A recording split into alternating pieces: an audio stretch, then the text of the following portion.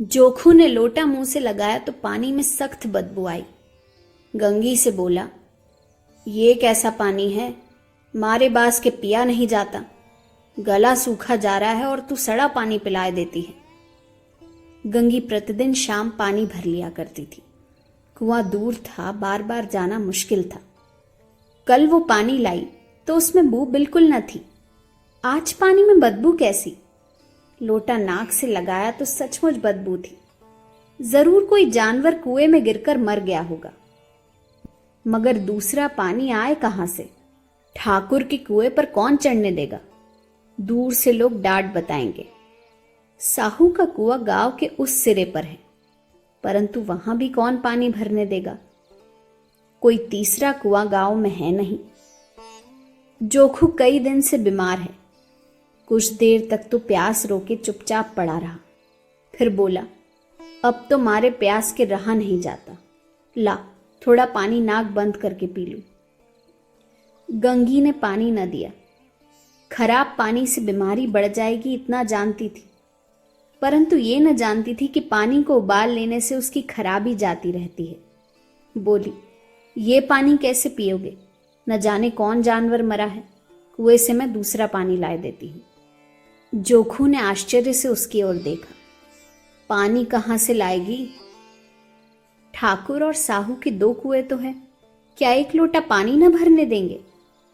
हाथ पांव तुड़वा आएगी और कुछ ना होगा। बैठ चुपके से। ब्रह्मा देवता आशीर्वाद देंगे, ठाकुर लाठी मारेंगे, साहू जी 1 के 5 लेंगे। गरीबों का दर्द कौन समझता है? हम तो मर भी जाते हैं तो भी कोई द्वारे पर झांकने नहीं आता। कंधा देना तो बड़ी बात है, ऐसे लोग कुएं से पानी भरने देंगे?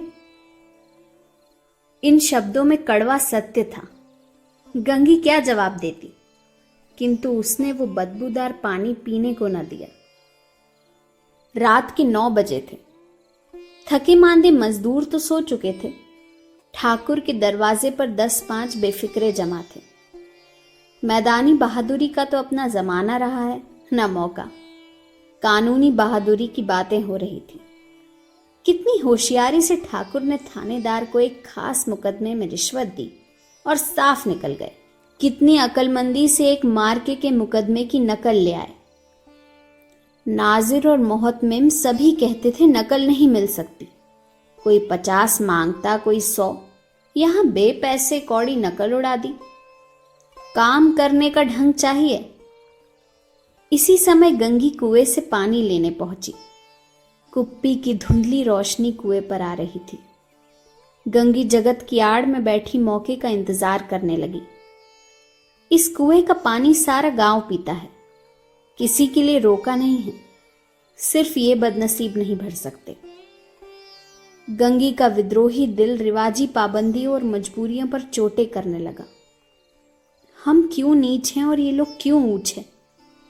इसीलिए कि ये लोग गले में तागा डाल लेते हैं। यहां तो जितने हैं एक से एक छटे हैं। चोरी ये करें, जाल फरेब ये करें, झूठे मुकदमे ये करें। अभी इस ठाकुर ने तो उस दिन बेचारे गडरिये की भेड़ चुरा ली थी और बाद में मारकर खा गया। इन्हीं पंडित के घर में तो 12 मास जुआ होता है। यही साहू जी तो घी में तेल मिलाकर बेचते हैं। काम करा लेते हैं, मजदूरी देते नानी मरती है। किस किस बात में हमसे ऊंचे हैं। हम गली गली चिल्लाते नहीं कि हम ऊंचे हम ऊंचे। कभी गांव में आ जाती हूं तो रस भरी आंख से देखने लगते हैं, जैसे सबकी छाती पर सांप लौटने लगता है। परंतु घमंड ये कि हम ऊंचे हैं। कुएं पर किसी के आने की आहट हुई। गंगी की छाती धक धक करने लगी। कहीं देख ले तो गजब हो जाए, एक लात भी तो नीचे न पड़े। उसने घड़ा और रस्सी उठा ली और झुककर चलती हुई एक वृक्ष के अंधेरे साये में जा खड़ी हुई। कब इन लोगों को दया आती है किसी पर। बेचारे महंगू को इतना मारा कि महीनों लहू थूकता रहा, इसीलिए कि उसने बेगार ना दी थी। इस पर ये लोग ऊंचे बनते हैं। कुएं पर स्त्रियां पानी भरने आई थी। उनमें बात हो रही थी। खाना खाने चले और हुक्म हुआ कि ताजा पानी भर लाओ। घड़े के लिए पैसे नहीं हैं। हम लोगों को आराम से बैठे देखकर मर्दों को जलन होती है। हाँ, ये तो न हुआ कि कलसिया उठाकर पानी भर लाते, बस हुक्म चला दिया कि ताजा पानी लाओ, जैसे हम लौंडिया ही तो हैं। लौंडिया नहीं तो और क्या हो तुम? रोटी कपड़ा नहीं पाती, 10-5 रुपए भी छीन झपट कर ले ही लेती हो, और लौंडिया कैसी होती है?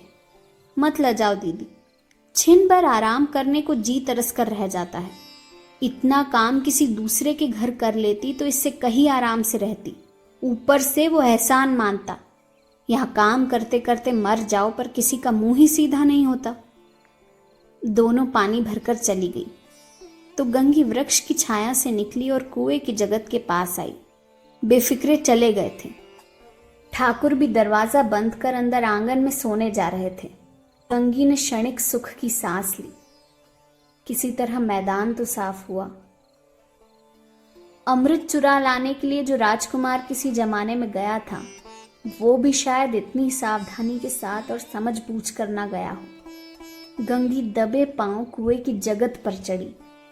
विजय का ऐसा अनुभव उसे पहले कभी ना हुआ था।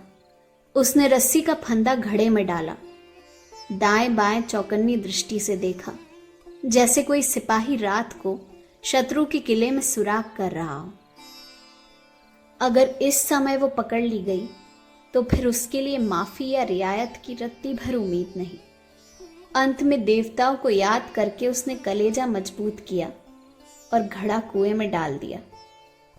घड़े ने पानी में गोता लगाया, बहुत ही आहिस्ता, जरा भी आवाज ना हुई। गंगी ने 2-4 हाथ जल्दी जल्दी मारे। घड़ा कुएं के मुंह तक आ पहुंचा। कोई बड़ा शहजोर पहलवान भी इतनी तेजी से न खींच सकता था। गंगी झुकी कि घड़े को पकड़कर जगत पर रखे कि एकाएक ठाकुर साहब का दरवाजा खुल गया। शेर का मुंह भी इससे अधिक भयानक न होगा। गंगी के हाथ से रस्सी छूट गई। रस्सी के साथ घड़ा धड़ाम से पानी में गिरा और कई क्षण तक पानी में हिलकोरे की आवाज सुनाई देती रही।